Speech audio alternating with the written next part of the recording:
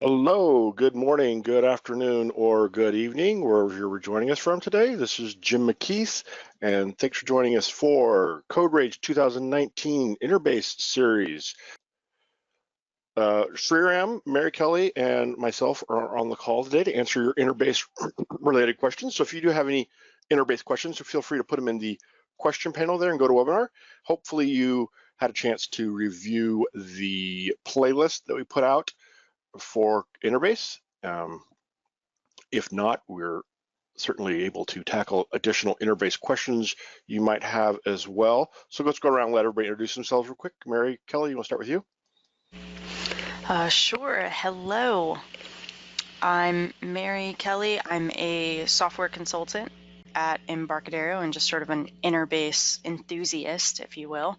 I spend all day working with InterBase and C++ and Delphi as well. That's basically it. All right, Sriram.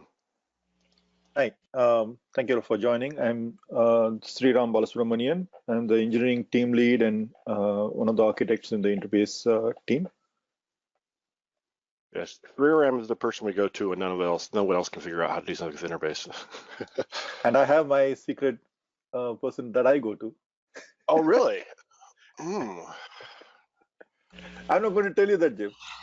I'm just trying to think, how can I get Sriram to tell me this? Although I think everything I've gone to you was a question, you've had the answer. So, thank you. Yeah. We're very excited to hear from customers anything and everything about InterBase, the success stories, their failures, or anything that we can do to make the product better. So please keep your questions coming along, either through Jim, Mary, or elsewhere. Yeah, so go ahead and if you have a question, you can put it in the question panel here on the right on GoToWebinar, and we will be happy to discuss that. So Sriram, we do have the InterBase is currently in beta right now. I'm assuming everybody on here saw the video and the webinar around the beta invitation and such. What kind of things can we look forward to in the next version of InterBase? Sure. InterBase Mise en place is the name of the beta, and the beta has been going on for roughly around 3.5 months now, and we're very, very excited with what's coming up in the next major release of InterBase. It's been about 2.5 years since we released InterBase 2017, and it's time and the right time to actually add some more beneficial features in InterBase. The next release is going to come up very soon now, once the product quality and the feature set is ready to be released. But the expectation is that it will come very soon. And what we are focusing on in this beta is about database table spaces. As many of you have probably seen with the webinar launching Mise en place beta a couple of months ago. Table spaces is a new feature set that we are developing in InterBase. It allows you to nicely logically structure your tables and indices in different files based on some of your use criteria. What tables may be more actively used, what may be more archival kind of information that you have in very large database files or very large tables, and you may not want them to be part of your regular OLTP applications. So you're able to nicely structure those tables and indices in different tablespace files, and so it can not only aid you in your design of the schema, but also aid you in the performance of the product, along with also doing the right kind of maintenance to back up the required tables and indices that are more actively changing over a long period of time. That's a main feature team, but we also have are going to be coming up with Android 64-bit support. We did not have that with InterBase before, and that would nicely complete the 32 and 64-bit architectures that we have across all of the supported platforms. So Windows, Linux, macOS, Android, and iOS, they'll all be supporting 32-bit and 64-bit natively with InterBase. So any of your application needs addressing these 5 platforms are serviceable with InterBase in either of these 2 architectures. And those are the 2 high-level areas that we have worked on. There are, of course, additional things like helping you understand your index usage with regard to performance metrics, how an index is being used for different queries, and over a period of time, just like you have had performance monitoring metrics on other entities like tables and stored procedures, how your database is being used by applications. You can do that now with InterBase indices as well, starting with the next release of InterBase. Those are some of the key high-level areas. From a tooling aspect, obviously, many of you know that Embarcadero Studio started supporting InterBase earlier this year. We are very excited to start seeing adoption of that tool in our customer community for InterBase users wanting to have a very good cross-platform, when I say cross-platform, cross-database and cross-platform tool like Embarcadero Studio, bringing its richness to InterBase. And that tool is available right now for you to buy and use on Mac OS, Linux, or Windows. It's a cross-platform tool, unlike any other InterBase tool that we have. That said, IB Console is a natively built tool for Windows customers that we provide in InterBase out of the box. And we have put some effort into improving the facilities that we have in IB Console to not only support the major themes that I just mentioned about table spaces, but also look into other areas where we can make the data set, the performance monitoring aspects, the server-wide performance monitoring, all more intuitive and readily available to you through IB Console. So those are some of the areas that we are excited about in this release. Excellent. And actually there was this isn't necessarily related to the upcoming release, but there was some news just recently here. The InterBase change use patent was granted, which is kind of exciting. One of those, people talk about patents a lot, especially businesses. It's something I'm interested in. I have a few patents that I've named inventor on, although I don't own any of them because they're assigned to somebody else. But they are basically a way of recognizing something that is unique, and so it's cool to see. You think databases are something that have been kind of around for a while, and everything that's to be done has been done. But here InterBase came up with something that was a new feature, change views, and received a patent for that. Actually, Mary Kelly, can you talk real quick a little bit about what change views are and how they work? Yeah, so change views essentially kind of goes through and answers the question on what's changed since I last opened my database.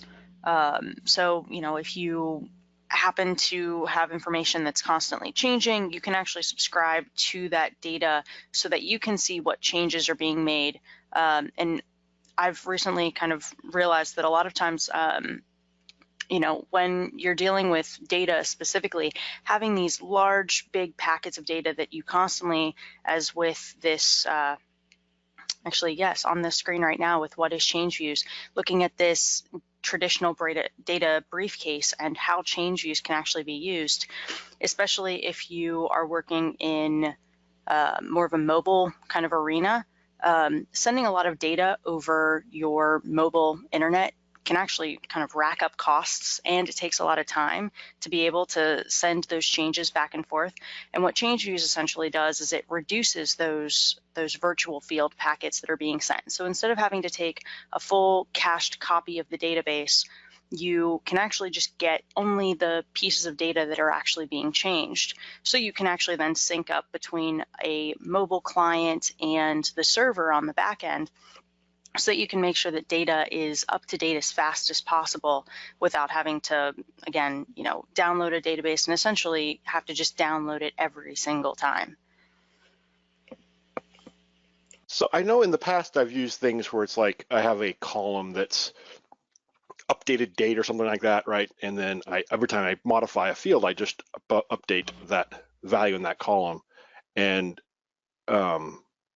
so what are the differences between using change views and doing some sort of manual system? Or is essentially is change views automating doing that? Or change views is, you can think of it as you don't have to do any schema level changes to track what's changed.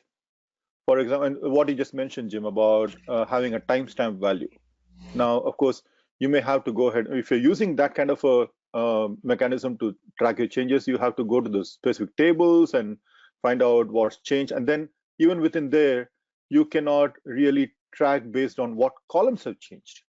For if you have, say, 50 columns in the record, and you are just interested in one or two of those columns if they have changed, your change timestamp is not going to really reflect that.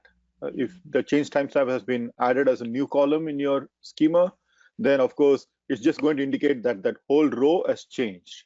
Right? That is one disadvantage of having a.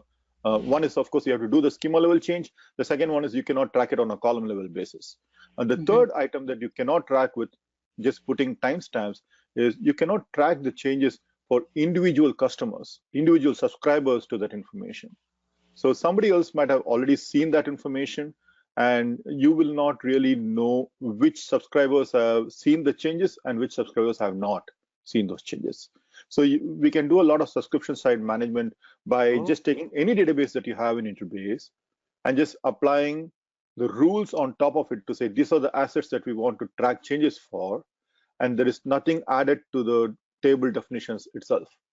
We just use the InterBase multi-versioning architecture, what we call as multi-generational or MVCC in the larger scheme of things. We have used that architecture that we have and build on tracking changes at a row and column level inside the database core engine itself. And all you need to do as a database developer or an administrator is come and indicate which columns you want to track changes for. Nothing is changed to the table, but we just know based on your definition that table A with column B and C need to be tracked for changes. And then anybody can come along and say, as long as they are granted access to that particular subscription or the change view, they can come along and just start querying for information without changing anything on the application side. They don't need to change the kind of query that they are sending across. They don't need to add any new columns for time tracking, or they don't need to create any triggers for tracking what's changed. All of that is basically taken care of by change views in the core engine. Very cool. That's one thing. So I started out using InterBase, I think years ago. I think it was probably one of the first databases I worked with, and then I just spent a lot of time working with Oracle, and that's kind of where I really came to understand databases and SQL and stuff like that. And then, but there are a number of things with Oracle that were impossible or required a lot of effort on the developer's part to do. And then now coming back and using InterBase more as a in recent years, even before coming to Embarcadero, it's interesting how many things InterBase does, especially just around the idea of being able to deal with individual columns and rows, especially like column level encryption and stuff like that. The stuff we wished we had in Oracle, and just there was no solution for. And so yeah, it's great to see that InterBase has all these really great, powerful features that make working with a database as an application developer so much easier. That's been a long-standing value that we hold ourselves to in terms of providing value within the core product that any customer can actually benefit from, whether they are running a single user application on a mobile or a desktop device, or they are having hundreds and thousands of users connected to the same database and working with the data. So things like what you just mentioned about database encryption, it was not just enough for us to implement database encryption at the file level.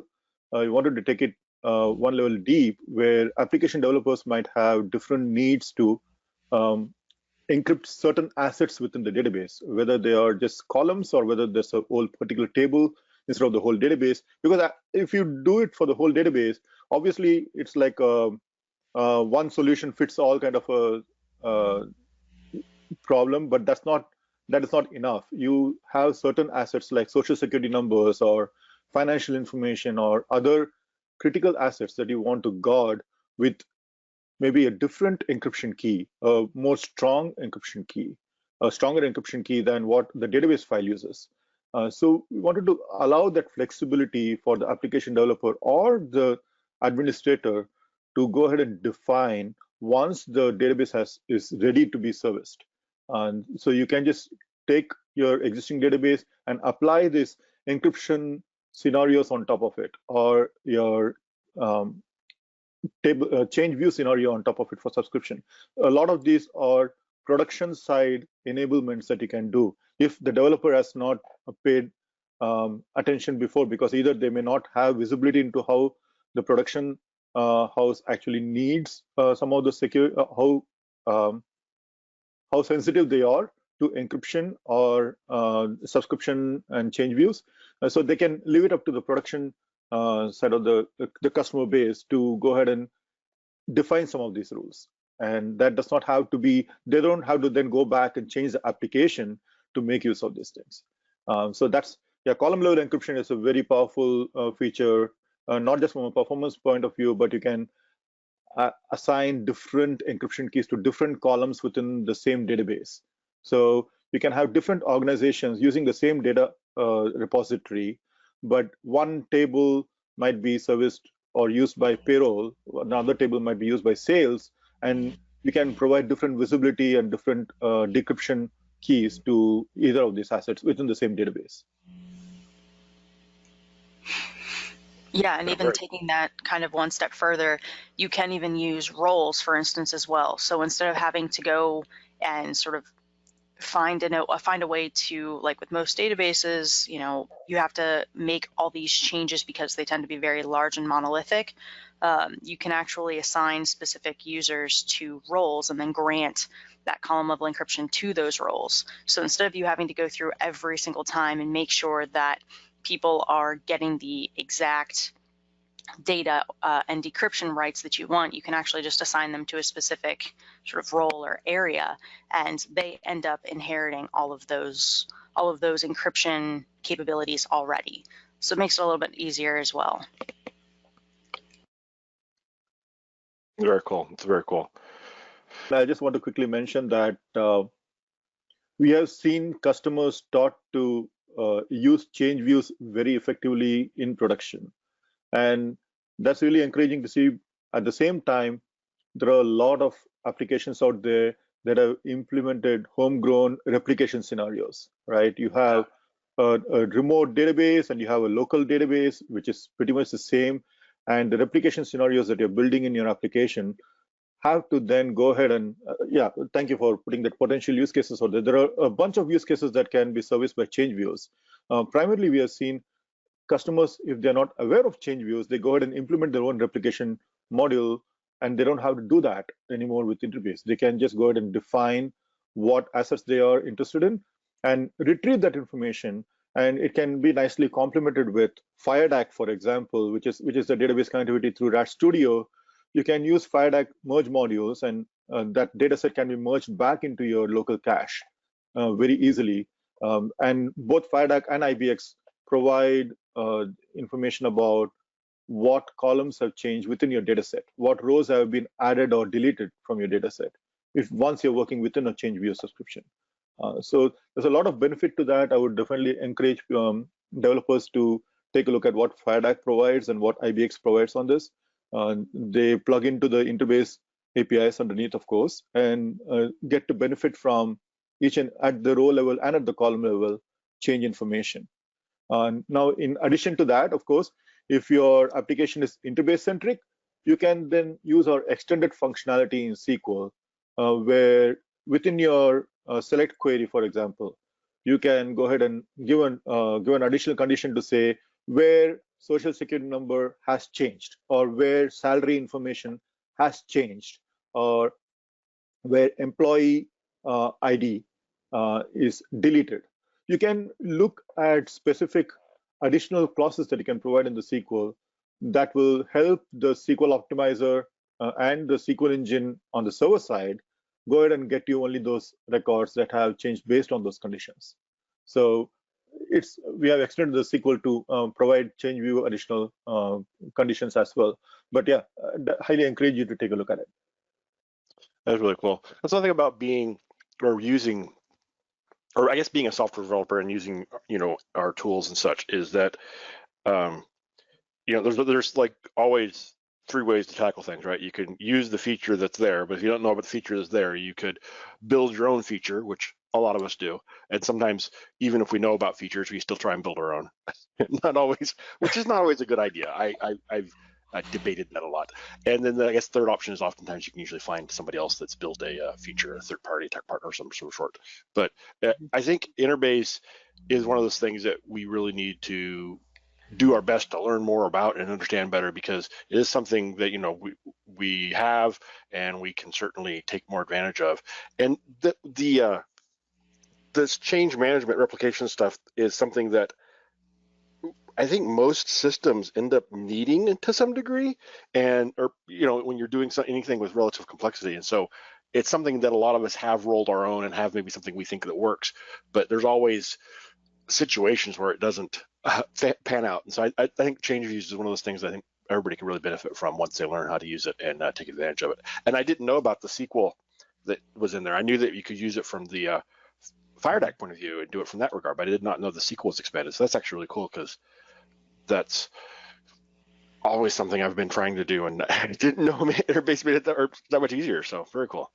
Yeah, and of course, change views is available starting with InterBase XC7. So that's like the last two major releases I've had it, and it's something that's available on all our editions except for IB Lite. IB Lite is a free offering that does not have change view support, but IB to go on all platforms as well as desktop and server editions have change views feature set enabled. So if you're using any of those editions, definitely it's available to you. Fantastic. Okay, let's see. I always have when I'm trying to think of questions, and I use like, oh, I'll remember that. Then I don't write it down, and then I like, where did it go?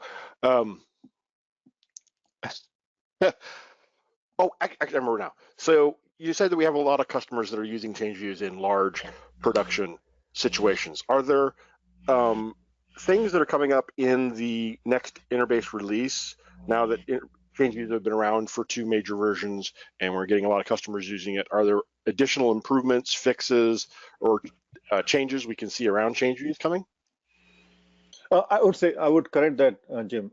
I say a lot of customers. There are customers using it as and when they see the benefit of this feature that they can put to use, because it augments their capabilities right now.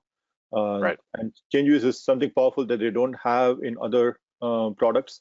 So they're starting to use that over the last, I would say, about 2.5 years now. A few key customers have been putting it into practice, and they have given us very valuable feedback, and we have enhanced change views. For example, previously we would not be able to track if schema level changes have happened to the table itself.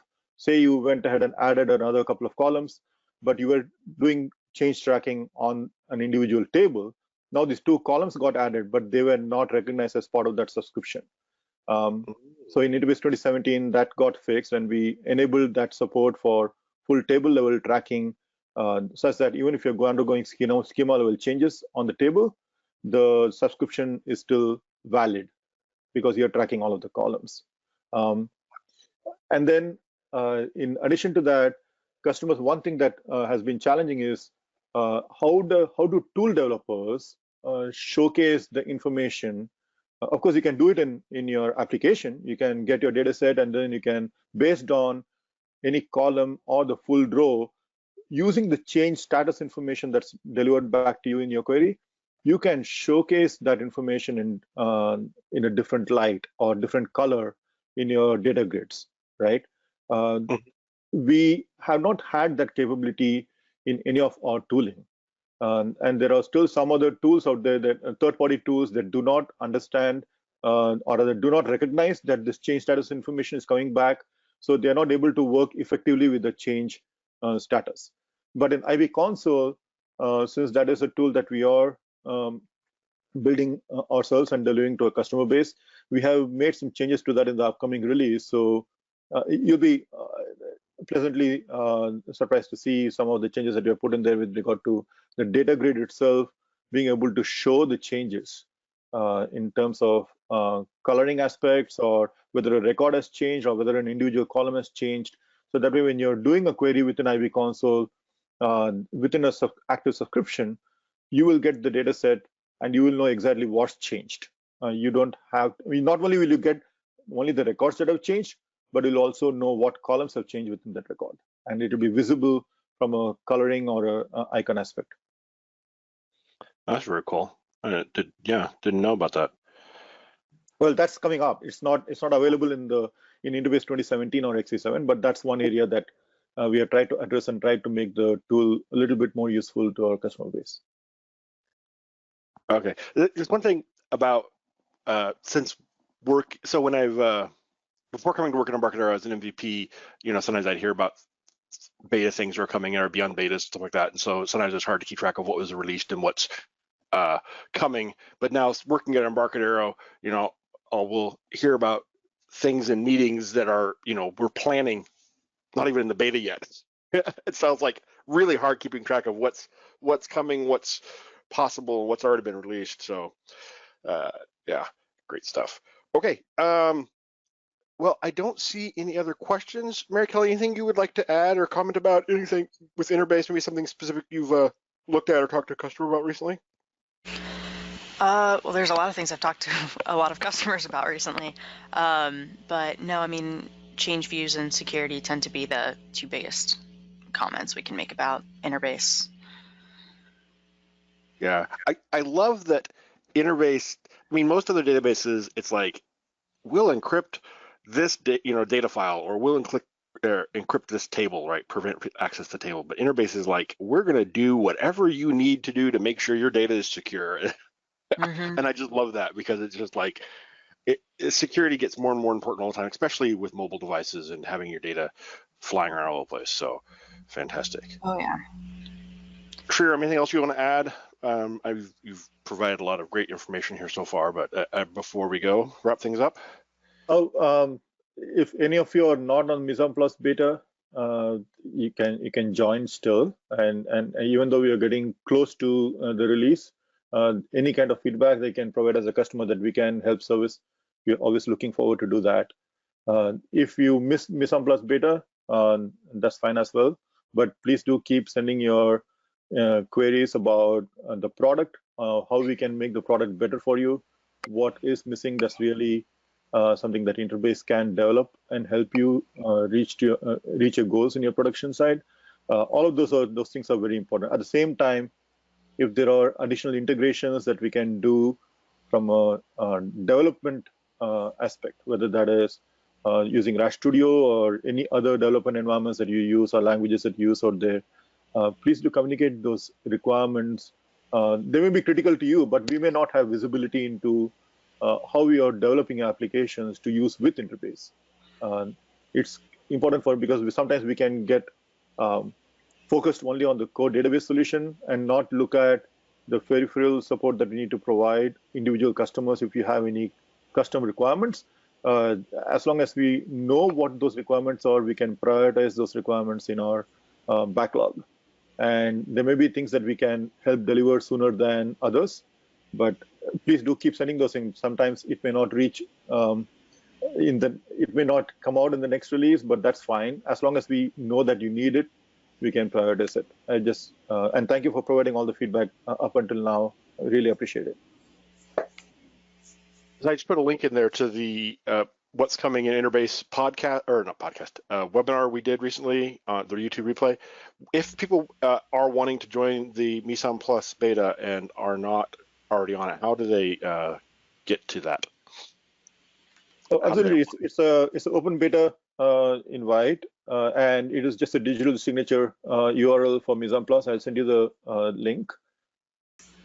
So Mike just commented, thank you so much for the presentation. I realize I just need to stop and study all the things I can do with InterBase. Thanks. Yeah, you and me both, Mike. There's always so much going on. It's hard to keep up with everything. You mentioned as well feedback to us. So I put up on the screen here our the quality portal, and this is something I've been guilty of as well. As frequently I've gone to the product management R&D and like, oh, when are you going to fix this bug? It's so annoying. And they'll be like, what? I've never heard about this. And I explain to them like, wow, what's the ticket number, the issue number on that? I'm like, I don't know. And like, oh, well, if there's no, and basically it comes down to, so many times there's things I assume everybody is running into and having trouble with, and obviously need to be added, fixed, changed, etc. And discover, nope, it's just me. Or maybe it's not just me, but nobody else has bothered to report it either, and product management is not aware of it. And so if product management and R&D are not aware of it, then it's really hard to get it addressed. So please do, and this is something I'm trying to do better about, please do submit your bugs through quality.embarcadero.com or feature requests, and they are reviewed. And like Sriram said, they may not show up in the next release, but they are being reviewed, and they are certainly things that are being looked at and evaluated for getting added. So that's the best way to get things addressed, is to put them in there. Okay, well, thank you so much, everybody, for joining us today. This was great, and hopefully you will be joining us next week. We have the Linux and Advanced FireMonkey. Originally, I was going to do the next week's series just on FMX Linux, because FMX Linux is so cool, and I've been having a lot of fun with that recently, but decided to make it for all things Linux and all things Advanced FireMonkey. The week after that, we do have I guess I could bring up the blog post for this here. All about Linux and Advanced FireMonkey multi-device design. So next week's going to be kind of I really like getting into the nitty-gritty of things. So that's kind of what we'll be doing next week. And then the week after that will be multi-device design, more the design point of view, how to make your apps look good, take advantage of UI features and such. So please do join us for additional CodeRage series sessions during this series, and we look forward to seeing you online. Thanks so much, everybody, and thank you, Mary Kelly and Sriram. Thank you. Thanks. Bye, everybody.